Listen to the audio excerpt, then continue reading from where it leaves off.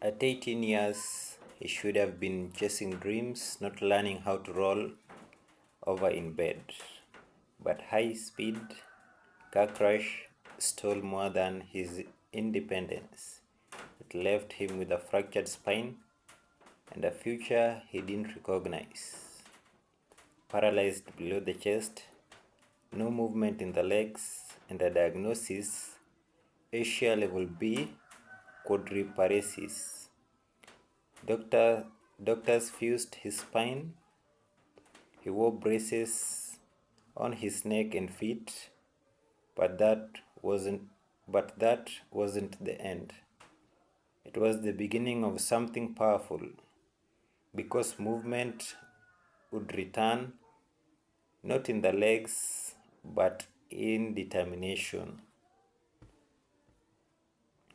He was an 18-year-old African American male, single, unemployed, living with his parents and younger sister.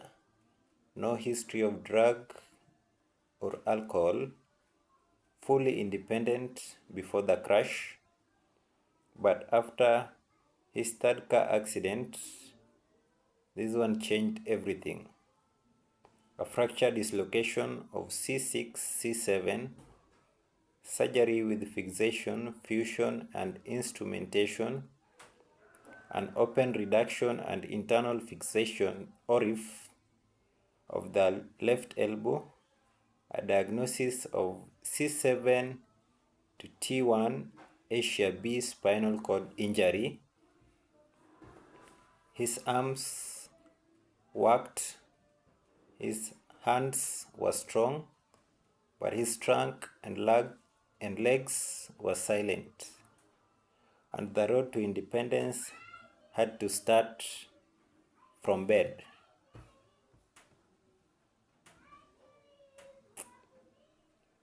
What Asia B means, let's break it down. Asia level B, sensory function preserved below the injury, motor function not preserved, sacral segments S4, S5, intact, sensation, no motor.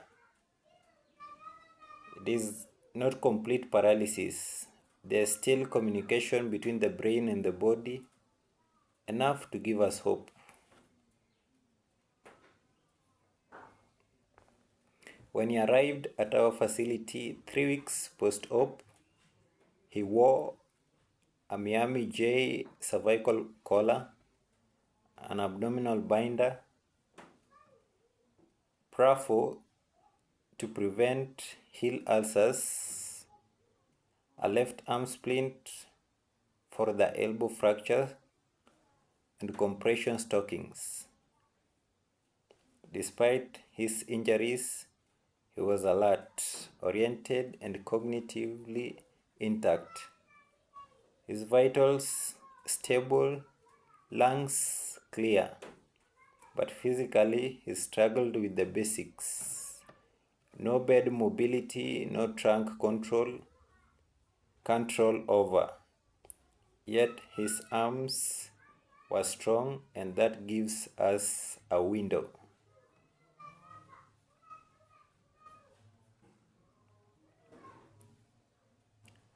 The barrier he couldn't roll over. Rolling isn't just a movement, it is a life skill for dressing, for pressure relief, for skin inspection, for independence in bed. But for him, even rolling from supine to side lying was overwhelming. No hip movement, no core stability. So we rebuilt the movement one element at a time. The strategy, movement through momentum. Here is how we helped him roll, without trunk or leg control.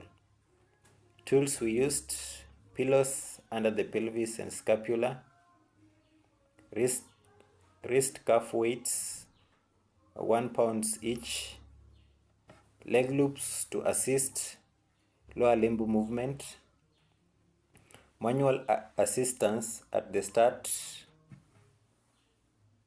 of the role, proprioceptive neuromuscular patterns like the diagonal one flexion and reverse chop and lift. He was taught to keep arms extended, rock side to side rhythmically, breathe deeply at the halfway point.